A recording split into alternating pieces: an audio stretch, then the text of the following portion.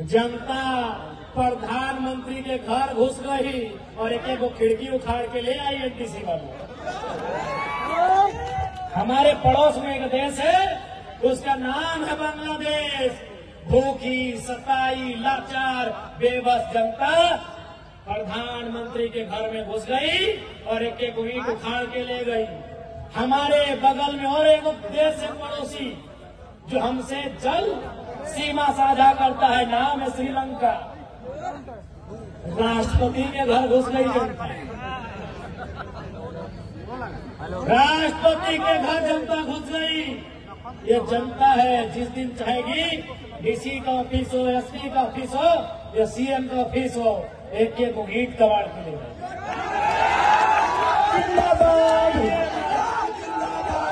सत्ताइए मां, विकास के विरोधी नहीं है हम। वो लोग हैं जो जमीन 1960 में दिए हैं और धरना 2025 में दे रहे हैं। हम वो लोग हैं कि जमीन 1970 में दिए हैं और आज आपके सामने हाथ फैला रहे हैं। इसलिए समय आपका है, हम ये भी मान रहे हैं, लेकिन समय बदलने में समय नहीं लगता। ये भूखी प्यासी जनता जिस दिन खड़ी हो गई, जिस दिन खड़ी हो गई, याद रखिएगा ये किसी को नहीं पहचानने वाली। और ये भी मेरे किसानों यह भी याद रखिएगा, महात्मा गांधी को वास्तव में हीरो किसने बनाया? क्या आप जानते हैं? नहीं जानते हैं? महात्मा गांधी को हीरो चौपारण के किसानों ने बनाया। आप नहीं जानते हैं? पढ़िए गांधी जी का चैप्टर, पढ़िए किसान राजकुमार शुक्ला का गांधी को निमंत्रण। सवाल है, what is the turning point in the life of Gandhi? आपने पढ़ा होगा, पढ़ा है कि नहीं? What is the turning point in the life of Gandhi? वो चौपारण के किसान थे जिन्होंने गांधी के जीवन को बदला था। अरे आपने सरदार पटेल का नाम सुना होगा, क्या उनका नाम सरदार पटेल था? जी नहीं, उनका नाम वल्लभ भाई पटेल था। तो ये सरदार किसने बनाया? बड़दोली के किसानों ने बनाया। ये किसान की ताकत को जान नहीं रहे हैं, ये किसान की ताकत को पहचान नहीं रहे हैं। अरे किसानों ने गांधी और सरदार बनाया, आप कौन है? किसानों ने गांधी और सरदार बनाया, आप कौन है? किसान बनाने वाले हैं। किसानों ने बनाया है, किसानों ने फसल उगाया है। जिस दिन काटने पे आ गए ना, जिस दिन बिगाड़ने पे आ गए ना, ये पुलिस, ये प्रशासन, ये चुपचाप देखती रह जाएगी, ये देखती रह जाएगी। इसलिए हक, यदि पूंजी तुम्हारी है, सुनो कंपनी वालों, आपसे हमारी कोई शत्रुता नहीं है। शत्रुता आपकी नीतियों से है, आपकी गलत नीतियों से है। यदि पूंजी तुम्हारी, जमीन हमारी। यदि पूंजी तुम्हारी, जमीन हमारी, बराबर की करो अब हिस्सेदारी। तुम कहाँ के हो? किसानों, हम यहीं के हैं, ये खेत हमारा है, ये गांव हमारा है। टाटा फारसी है। अरे भाई, बाकी विधायक लोग मुंह चुप रखे, वो डरे तो डरे। डुमरी विधायक सीना ठोक के बोलता है, Tata is not an Indian. Tata हिंदुस्तानी नहीं है। आप जानते थे? आप जानते थे? टाटा हिंदुस्तानी नहीं है, टाटा फारसी है, पारसी है।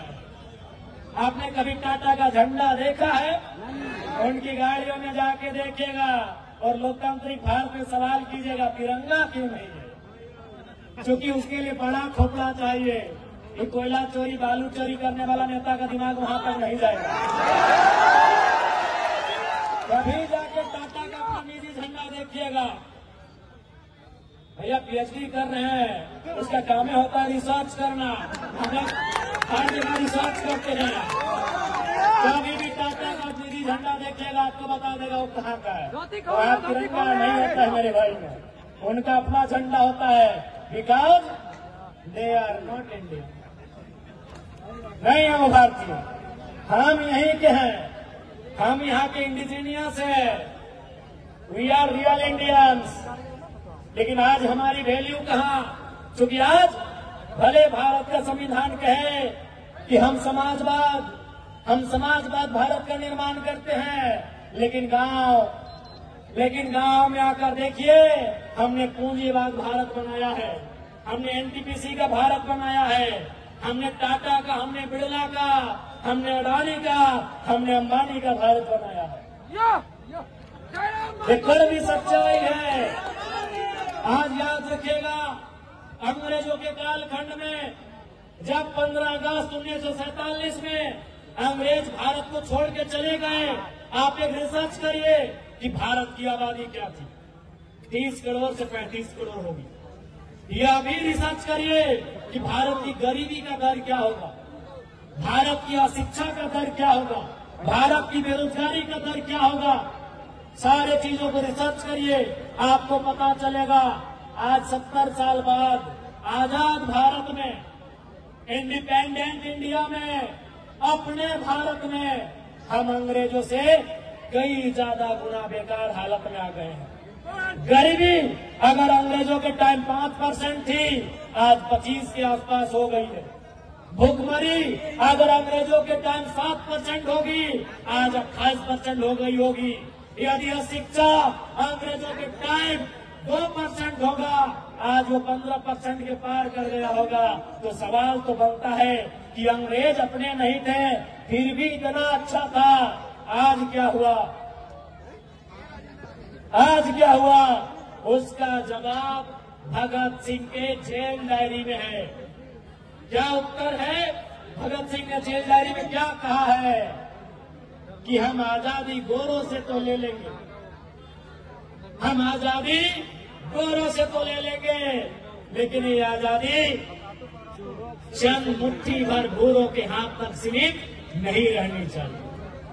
गोरे चले गए, गोरे राज कर रहे हैं, सांवले राज कर रहे हैं। काला नहीं बोलेंगे, वो रंग भेद में आ जाएगा, उसके लिए माफी नहीं बोलिए, खोल के बोलिए। सांवला का ठीक है। भगत सिंह की वही चिंता थी कि आजादी तो हम ले लेंगे चरका लोग से,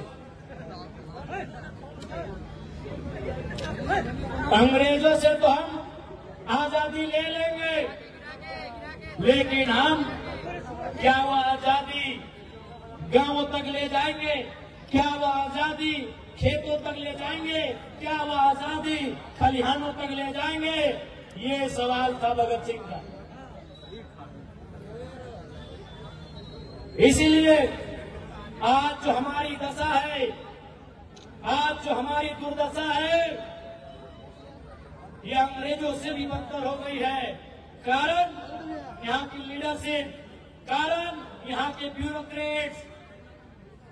अगर वे लोग ईमानदारी से काम करने लगे तो हमारा देश, हमारा राज्य सबसे खुशहाल होगा। इसलिए आज मैं आप सभी से आग्रह करता हूं कि अब ये नए तरीके की लड़ाई है, ये नए दौर की लड़ाई है। इस लड़ाई को लड़ने की जरूरत है, इस लड़ाई को लड़ने की जरूरत है, क्योंकि ये लड़ाई रोजी रोजगार की है, ये लड़ाई रोटी की है, ये लड़ाई पेट के भूख की है। इसलिए इस लड़ाई को लड़ना हमारा कर्तव्य बन जाता है, इस लड़ाई को लड़ना हमारा राइट बनता है। इस लड़ाई को हमें लड़ने की आवश्यकता है। और मैं पुनः कहूंगा, ये भारत देश है, ये देश गांधी को मानता है, ये देश आजाद और भगत सिंह को भी मानता है।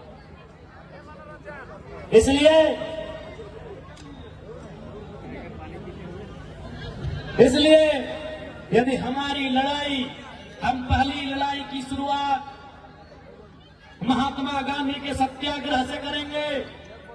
हम अपनी लड़ाई की शुरुआत गांधी के सत्याग्रह आंदोलन के तर्ज पर करेंगे। और बात नहीं बना तो भगत सिंह के बम धमाके से भी सीख लेंगे। यदि बात नहीं बना तो भगत सिंह के बम के धमाके से भी हम सीख लेंगे। चूंकि ये गांधी का भी देश है, ये आजाद भगत सिंह अस्पताल खुदीराम बोस का भी देश है। इसलिए आज मैं तमाम विशेषकर नौजवानों से कहूंगा कि आज हर एक जुल्म